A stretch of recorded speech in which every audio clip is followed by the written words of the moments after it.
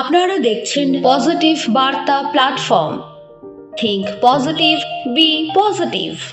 নমস্কার, পজিটিভ বার্তার প্ল্যাটফর্মে আপনাদের আবারও অনেক অনেক স্বাগত। প্রতিদিনের মতো আমরা চলে এসেছি পজিটিভ বার্তার লাইভ অনুষ্ঠান নিয়ে। আজকে আমি আছি মিতা, আপনাদের টকশোর অনুষ্ঠানে। তো আজকে আমাদের এই টক শোতে আমাদের সঙ্গে রয়েছেন একজন শিল্পী, যিনি রং, রেখা আর কল্পনার মাধ্যমে ভাবনার জগৎকে রূপ দেন।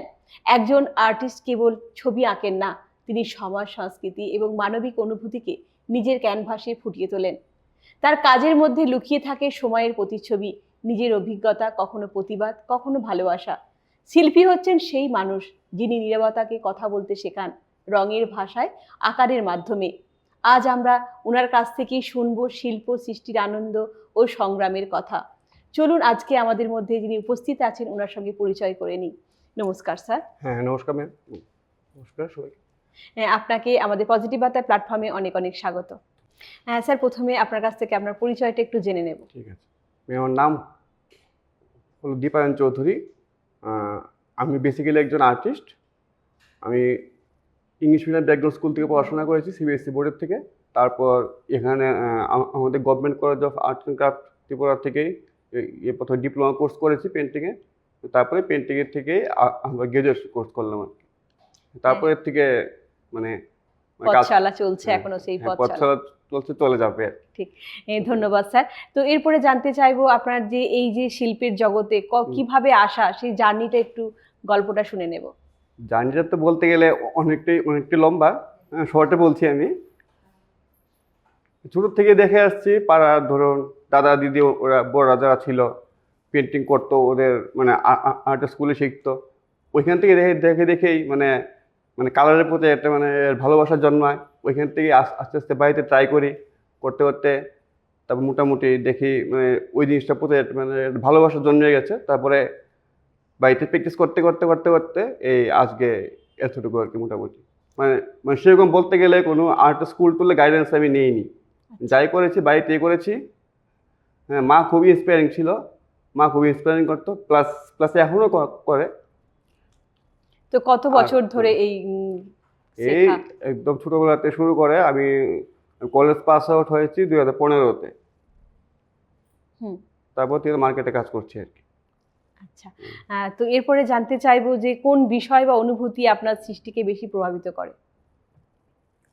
কোন বিষয় বলতে গেলে আমার নেচার নিয়ে কাজ করতে খুব ভালো লাগে। নেচারের উপরে আপনার ধরুন যে কোনো রকমের ধরুন পেন্টিং হতে পারে বা কোনো ধরনের মডেল ক্রিয়েট করা, নেচারকে ইয়ে করে আর কি। মানে মানে নেচার নিয়ে কাজ করতে খুবই মানে পছন্দ আর কি আমার। আচ্ছা আচ্ছা, তো এরপরে জানতে চাইবো আবারও একজন আর্টিস্ট হিসাবে আপনার সব থেকে বড় চ্যালেঞ্জ কি? চ্যালেঞ্জ তো ম্যাম ছিল, প্লাস এখনও আছে। মানে নিজেকে মার্কেটের সঙ্গে মানিয়ে নেওয়া, প্লাস নিজেকে রেপুটেশন মানে মানে মানে নিজে স্থায়ী করা আর কি, যাতে আগামী দিনগুলো যাতে মানে রেগুলারলি যেন আরও যেন কাজ পাই, ভালো ভালো বড় বড় জায়গাতে যেন মানে গিয়ে গিয়ে কাজ করতে পারি, ওই দিকে ট্রাই করা আর কি। আচ্ছা, চেষ্টা চালিয়ে যাওয়া। বাহ, ধন্যবাদ স্যার আপনাকে। তো এরপরে জানতে চাইবো আপনার কাছ থেকে যে আপনার কি কোনো স্কুল আছে? হ্যাঁ, স্কুল আছে, বাইরে করাই, রবিবার দিন করাই। প্লাস আমি আর্টের পাশাপাশি স্টুডেন্টদের পড়াইও, বেঁচে পড়াই আর কি। আচ্ছা, বাহ, খুব সুন্দর। আপনি সঙ্গে আর্ট করেন, নিজেও একজন শিল্পী এবং অন্যদেরকে গড়ে তোলেন, ছোট বাচ্চাদেরকেও গড়ে তোলেন। ভালো লাগে, এটা খুব ভালো একটা মানে মানে ভালো লাগলো আপনার কাছ থেকে এটা জেনে। তো এরপরে আপনার কাছ থেকে আবারও জানতে চাইবো আপনি কি এইভাবে দেখেন আপনার শিল্পের জগৎটাকে? শিল্পের জগৎটাকে তো দেখতে গেলে মানে একদম আসল শিল্প জিনিসটা কি মানে মানে একজন চিত্রশিল্পী মানে সাধারণ মানুষ যে জগৎটাকে দেখে সেভাবে দেখে না। মানে আমি দেখতে গেলে মানে জিনিসটাকে অনেকে ডিপলি দেখতে চাই। দেখি কোনো কাজ করতে গেলে বা কোনো থিম নিয়ে যখন আমরা কাজ করতে যাই, মানে অনেকে ডিপলি জিনিসটা নিয়ে ইয়ে করতে হয়, ভাবতে হয়। তারপরে জিনিসটাকে গিয়ে আমরা মানে হাতের মাধ্যমে, রঙের মাধ্যমে জিনিসটা ভালো করে ফুটিয়ে তুলতে গেলে যেটা করতে হয় আগে জিনিসটাকে স্টাডি করতে হয়, ভালো করে দেখতে হয়, ডিপলি বুঝতে হয় জিনিসটাকে নিয়ে, তারপরে গিয়ে আমাদের মানে কাজকর্ম যা হয় আর কি। মানে মানে তাহলে গিয়ে আপনার মানে যে কাজটা করতে চাচ্ছেন আর্ট ওয়ার্কটা ওইটা ভালো হবে আর কি। ওইটাই মানে সেম আমার চিন্তাধারা। মানে কোনো জিনিস নিয়ে মানে যাই নিয়ে কাজ করি, ভালো করে জিনিসটা ফিল করা আর কি। ঠিক। ফিল না করলে ওইটা নিয়ে কাজ কাজ করা যায় না। ঠিক। জিনিসটা নিয়ে বেশি দূরে এগোনো যায় না। একদম ফিল থাকতে হবে, ফিল ভালোবাসা থাকতে থাকতে হবে, ভালোবাসা লাগবে। থাকতে লাগবে। হ্যাঁ, ভালোবাসা তো মাস্ট। একদম। মানে আমি যে জিনিসটা করছি সেটাকে আমার ভালোবাসা থাকতে লাগে, আমার হ্যাঁ তার প্রতি আমাকে লক্ষ্যটা স্থির রাখতে লাগবে যে না আমি এটা করবোই বা এটা হ্যাঁ। ভালো করে করতেই হবে হ্যাঁ। আমাকে, সেই জিনিসটা ভেতরে থাকতে হবে। হ্যাঁ, ফিলটাকে লাভ থাকতে লাগবে জিনিসটার প্রতি। হুম, তারপরে হার্ড লেবার দিতে লাগবে। একদম ঠিক। হ্যাঁ, লেবার দিতে লাগে ম্যাম। হুম। এটা মানে যে কোনো কাজ হোক, কমার্শিয়াল কাজ হোক, বড় বড় কমার্শিয়াল কাজগুলো করতে গেলে ভালো পরিশ্রম লেবার দিতে লাগে। পরিশ্রম অবশ্যই হ্যাঁ, দিতে হবে। প্রচন্ড পরিশ্রম হয়। হুম। কিছু কিছু কাজ এমনি করতে। যে কোনো কাজে যদি আমরা পরিশ্রম করি বা সেই পরিশ্রমের ফল আমরা ফল ঠিক পাওয়া যায়। অবশ্যই পাওয়া যায়। হ্যাঁ হ্যাঁ হ্যাঁ, হ্যাঁ। কম বেশ পাওয়া যায়। পাওয়া যাবে। পাওয়া যায়। হ্যাঁ। ঠিক, ধন্যবাদ স্যার আপনাকে। ধন্যবাদ। এরপরে আসবো আপনার কাছে যে সবচেয়ে বেশি আনন্দ দেয় কোনটি আপনার কাছে এই শিল্প জগতে? শিল্প জগতে আমি বেসিক্যালি কাজ করতে এখন তো ম্যাক্সিমাম কমার্শিয়াল কাজগুলো করি। হুম। আর মাঝে মধ্যে যখন মনে করুন কাজ নেই, কমার্শিয়াল কাজ নেই বা ফ্রি আছি, তখন এখনো কি হয়, অনেক সময় স্কেচ কপি নিয়ে ওই যেটা কলেজে করতাম, হুম। মানে কলেজের পাশাপাশি আমরা কলেজ থেকে বের হয়ে স্কেচ কপি নিয়ে বেরোতাম, ওইখানে গিয়ে টাউনে ঘুরে ঘুরে প্র্যাকটিস করতাম। মানে ওইটা মূলত করা মানে প্র্যাকটিসের জন্য আর কি, যাতে মানে হাত ক্লিয়ার হয়, ড্রয়িংয়ের হাত। হুম। এখনো মাঝে মধ্যে ওই জিনিসটা করে থাকি। যখনই ফ্রি সময় পাই, মানে স্কেচ খাতা আমার সঙ্গে সঙ্গে থাকে সব সময়। হুম। যখনই টাইম পাই মানে পেন নিয়ে বসে বা পেন্সিল নিয়ে বসে স্কেচ করতে থাকি। মানে ওই জিনিসটা আমার মানে এখনো খুব ভালো লাগে আর কি। আচ্ছা, হ্যাঁ এই যে আপনি একটু আগে বললেন কমার্শিয়াল কাজ, হ্যাঁ। যেটি এই কমার্শিয়াল কাজের মধ্যে কি কি কাজ পড়ে? তোমার সঙ্গে আমি তো ম্যাক্সিমাম করেছি ওয়াল পেন্টিং করি। হুম। হ্যাঁ, ওইটা কারোর বাড়িতে হতে পারে, রেস্টুরেন্ট হতে পারে, হোটেল হুম। বা যে কোনো জায়গাতে। কাস্টমার চয়েস, কাস্টমার যা পছন্দ করে আর কি, মানে তখন আপনি সেখানে গিয়ে কাস্টমারের সেই মতো। কাজটা করে দিয়ে হ্যাঁ, আসেন। হ্যাঁ, বড় কাজ হতে পারে, ছোট হতে পারে, তবে রেটটা ডিপেন্ড করে আচ্ছা, কিরকম কাজ হবে, কিরকম রেট হবে। ম্যাক্সিমাম ওয়াল পেন্টিং করি, wall painting. Maximum wall painting করি। আচ্ছা, আজকাল দেখি অনেক জায়গায় যারা নতুন বাড়ি করে অনেক সময় বাড়িতে ওয়ালে দেখি তারা ড্রয়িং করে খুব সুন্দর হ্যাঁ, সুন্দর। ওইগুলো হ্যাঁ, এগুলোই হ্যাঁ, আপনিও করেন। পেন্টিং, স্কাল্পচার, হ্যাঁ, তারপরে ধরুন 3D স্কাল্পচার, ঠিক। ওইসব আর কি। কিন্তু দেখতে খুব সুন্দর লাগে, অপূর্ব লাগে। হ্যাঁ। ঘরের এর চেহারাটাই চেঞ্জ হয়ে যায়, তখন আমাদের কাছে দেখতেও ভালো লাগে, খুব সুন্দর লাগে। সত্যি খুব ভালো মানে লাগলো। তো এরপরে আবারও জানতে চাইবো স্যার আপনার কাছে এমন কি কোনো ঘটনা আছে যা কিনা দর্শক বা শ্রোতার কাছ থেকে প্রতিক্রিয়া হিসাবে আপনি পেয়েছেন এবং আপনার মন ছুঁয়ে গেছে? এরকম নির্দিষ্ট কোনো এরকম নেই, তবে ভালো পেয়েছি, মানুষের থেকে প্রশংসা পেয়েছি, ভালোই পেয়েছি, সম্মানও পেয়েছি, প্রশংসাও পেয়েছি। মানে একজন চিত্র শিল্পী হিসেবে মানে যতটুকু পাওয়ার তা পেয়েছি, ভালো পেয়েছি, খারাপটাও পেয়েছি। হুম। খারাপটাও পেয়েছি, ভালোটাও পেয়েছি। সেরকম এরকম কোনো মানে স্পেশাল কোনো মুহূর্ত নেই, সেরকম মনে পড়ছে না। হ্যাঁ, হুম। মানুষের প্রশংসা মানে পেয়েছি। মানুষের জীবনে তো ভালো বলেছে, মন্দ সবই ভালো থাকে। বলেছে, হ্যাঁ ভালো হ্যাঁ। বলছে, খারাপও বলেছে, খারাপটাকে কানে নিইনি, মানে এই লাইনে কাজ ভালোটা করতে মনে গেলে রেখেছি। খারাপ ভালো হ্যাঁ। সবই আসে। হ্যাঁ, না মনে হয় মানে সব কাজ করতে গেলে ভালো শুনতে হবে, খারাপও শুনতে হবে, হুম। নিন্দাও একদম। শুনতে হবে, ভালোটা শুনতে হবে।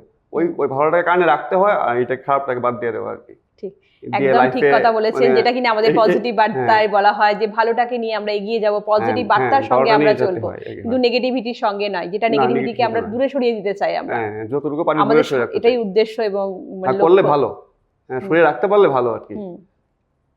এবং এটাই উচিত। এটাই উচিত। ঠিক।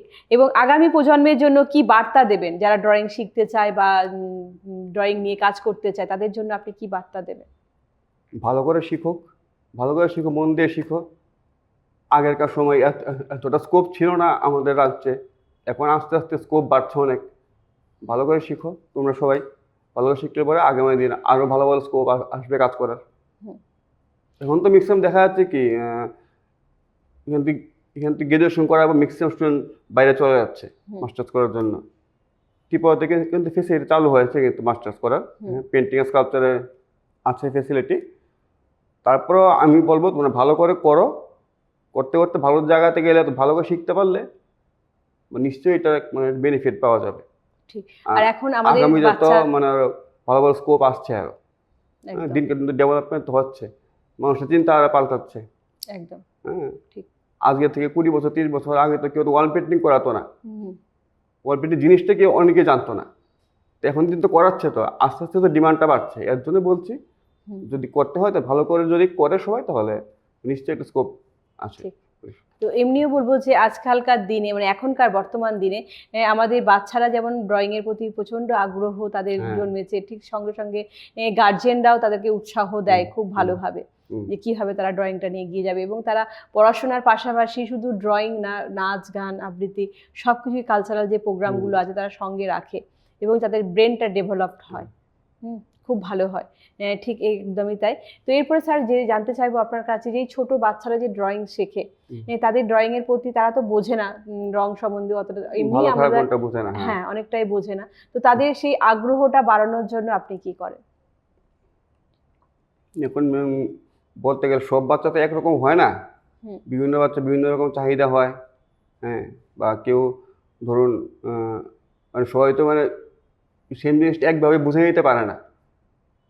আমাদের বড়দের দেখতে লাগবে বাচ্চাটা কীভাবে জিনিসটাকে বুঝতে চাইছে বা ও কীভাবে বুঝতে পারছে।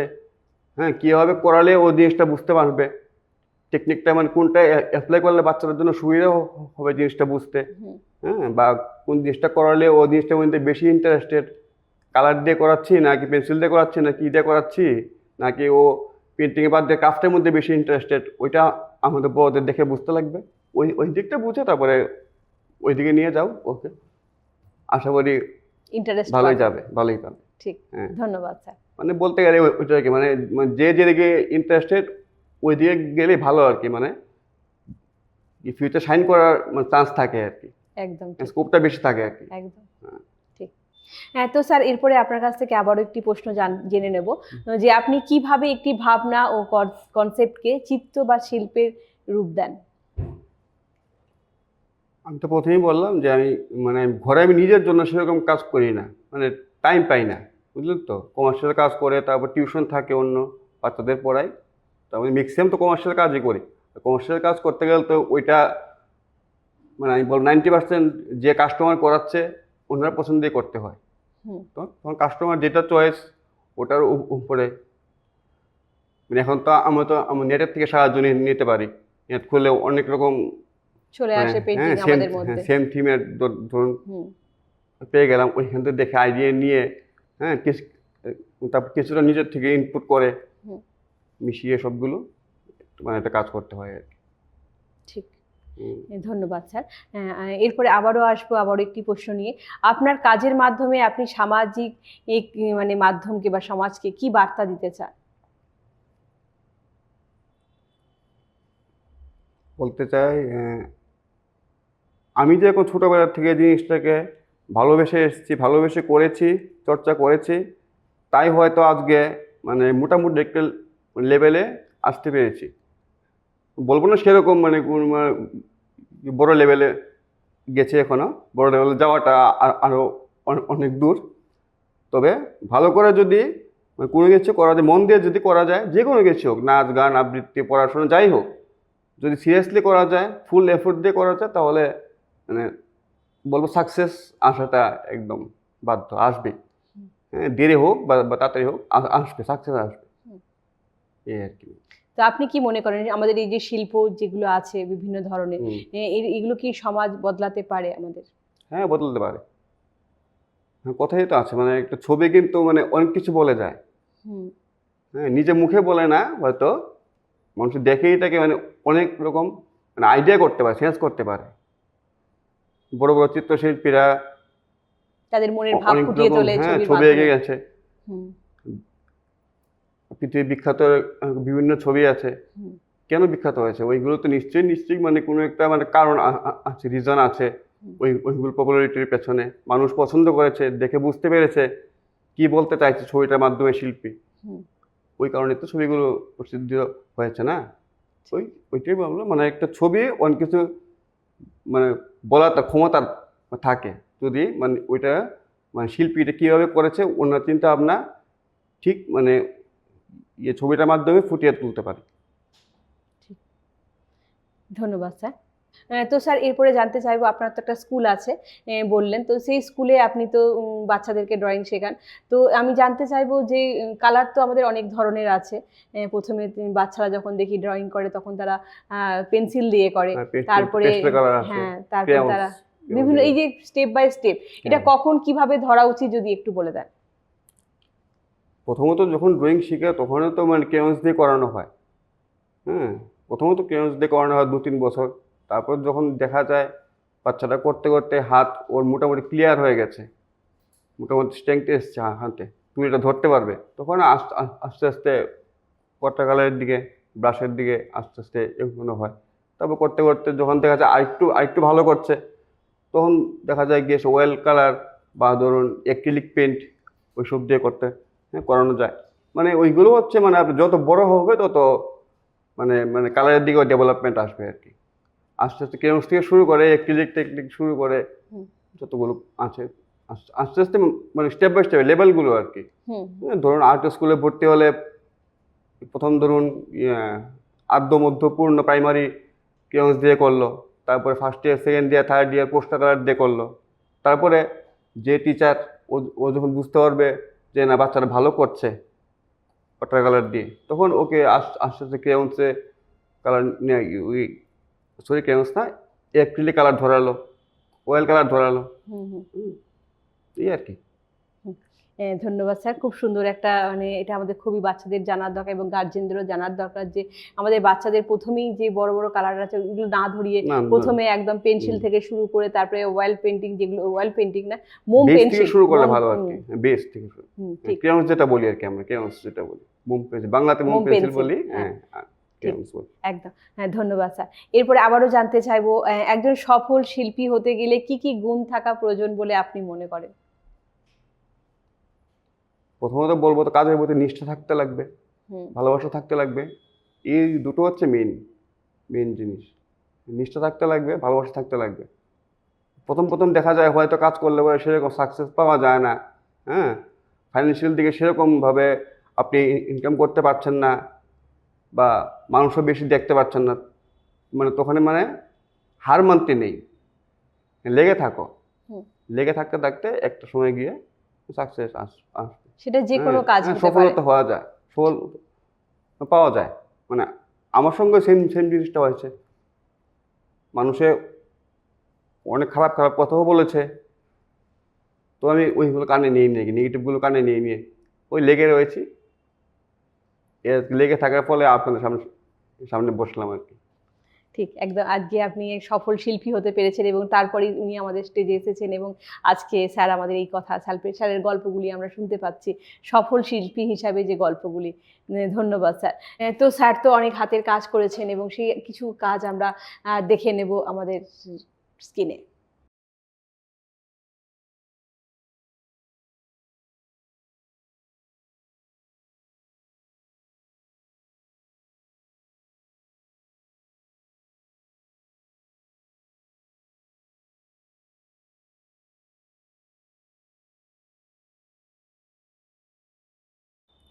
তো স্যার এরপরে আবারও একটি প্রশ্ন করব যে আপনি কেমন জায়গায় বসে আপনার এই কাজগুলি করতে ভালোবাসেন? দেখুন কাজের জায়গা তো সেরকম হয়, মানে নির্দিষ্ট সেরকম বলতে পারবো না। এটা মানুষের বাড়ি হতে পারে, হ্যাঁ, রাস্তার ধারে বসেও কাজ করেছি, পেন্টিং করেছি, স্কেচ করেছি, মানুষের বাড়িতেও করেছি। হ্যাঁ, এটা এখন বলতে গেলে যেখানে মানে বসে করলে মোটামুটি একটা শিল্পের পরিবেশ পাওয়া যায় বা যেখানে কমফোর্টেবল হওয়া যায়, যেখানে বসে কাজ কাজ করা যায়। যদি সেরকম মানে কাজ করার মানসিকতা থাকে তাহলে তাহলে আমি বলবো যে কোনো জায়গাতে বসে কাজ করা যায়। ঠিক যদি মানে মানে কাজ করার মানসিকতা থাকে, মেন্টালিটি থাকে, তাহলে যে কোনো জায়গাতে করা যাবে বসে। ঠিক হ্যাঁ, আমিও করেছি, হসপিটাল ঘুরে ঘুরে করেছি, স্কেচ করেছি, তাহলে বাহ, করা যায়। খুব সুন্দর। ইচ্ছা ধন্যবাদ থাকলে স্যার, আপনাকে অসংখ্য অসংখ্য ধন্যবাদ। তো এরপরে আমি বলবো আমাদের যে 5th জুন বিশ্ব পরিবেশ দিবস, সেই বিশ্ব পরিবেশ দিবস উপলক্ষে আমরাও কোনো নির্দিষ্ট জায়গা না, বিভিন্ন জায়গায় আমাদের দেশ রাজ্যব্যাপী আমরা গাছ লাগাবো এবং আপনারাও পাশে থাকবেন, সঙ্গে থাকবেন এবং আমরা একটা সবুজ পৃথিবী গড়ার লক্ষ্যে আমরা এগিয়েছি, আপনারাও সঙ্গে থাকুন। এবং বলবো আমরা বিভিন্ন কাস্টার্ড গঠন করে আমরা মাসে 15 দিন অন্তর সেই গাছ আমরা লাগাচ্ছি বিভিন্ন জায়গায়। তো আসুন আমাদের সঙ্গে যোগ দিন এবং আমরা একটা আমাদের ভবিষ্যৎ প্রজন্ম যারা তাদেরকে দেখাতে যেতে পারি যে আমাদের পৃথিবীটা কত সুন্দর। তো আমরা অনুষ্ঠানের একদমই শেষ পর্যায়ে চলে এসেছি। আমাদের মধ্যে উপস্থিত আমাদের স্যারকে জানাবো অসংখ্য অসংখ্য ধন্যবাদ এবং ওনার মূল্যবান সময় আমাদের এই পজিটিভ বার্তার প্ল্যাটফর্মে দেওয়ার জন্য। তো এরপরে আমাদের আগামী অনুষ্ঠানগুলো দেখার জন্য বলবো অবশ্যই চোখ রাখবেন পজিটিভ বার্তার Facebook live, Tripura knowledge city এবং পজিটিভ বার্তার ইউটিউব চ্যানেলে। আমাদের অনুষ্ঠান আপনাদের কেমন লাগছে অবশ্যই কমেন্ট করে জানাবেন। আজকের মতো অনুষ্ঠান এই পর্যন্তই। নমস্কার।